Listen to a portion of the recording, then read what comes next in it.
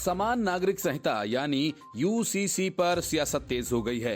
विधि आयोग ने जैसे ही देश के नागरिकों से यूसीसी पर प्रतिक्रिया मांगी, all India Muslim personal law board ने तीखे तेवर दिखाए। बोर्ड ने कहा कि भारत में इस तरह का कानून बनाना बेवजह देश के संविधान को बर्बाद करना है और ये समाज में बेवजह अराजकता का माहौल पैदा करेगा। मुस्लिम पर्सनल लॉ बोर्ड का ये कहना है कि इस समय ये कानून लाना अनावश्यक है, अव्यवहारिक और खतरनाक है।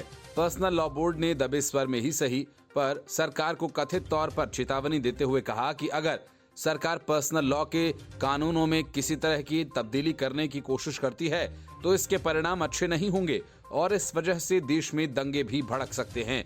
लिहाजा किसी भी समझदार सरकार को ऐसा करने से बचना चाहिए।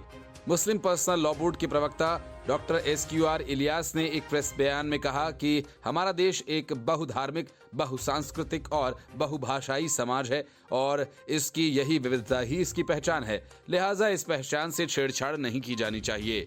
उन्होंने कहा कि इसके अलावा संविधान के अनुच्छेद 371 और 371G उत्तर पूर्वी देश के उन आदिवासियों को विशेष प्रावधानों की गारंटी देते हैं जो कि संसद को किसी भी कानून को लागू करने से रोकते हैं जो उनके पारिवारिक कानूनों की जगह ले लेता हो। उन्होंने दावा किया कि अगर ऐसा कानून प्रकाश में आता है तो वह देश के अधिकारों के साथ छेड़छाड़ करेगा। यूसीसी का विरोध करते हुए डॉक्टर इलियास ने तर्क दिया कि मुस्लिम लॉ बोर्ड में बने कानून उनकी पवित्र किताब कुरान से लिए गए हैं और उसमें लिखी गई बातों को काटने और बदलने की इजाजत खुद मुसलमान को भी नहीं है, तो फिर सरकार कैसे कानून के जरिए इसमें कथित तौर पर दखलंदाजी कर सकती है। उन्होंने कहा कि वैसे ही देश में बाकी संप्रदायों की भी कुछ ऐसी ही चिंताएं हैं।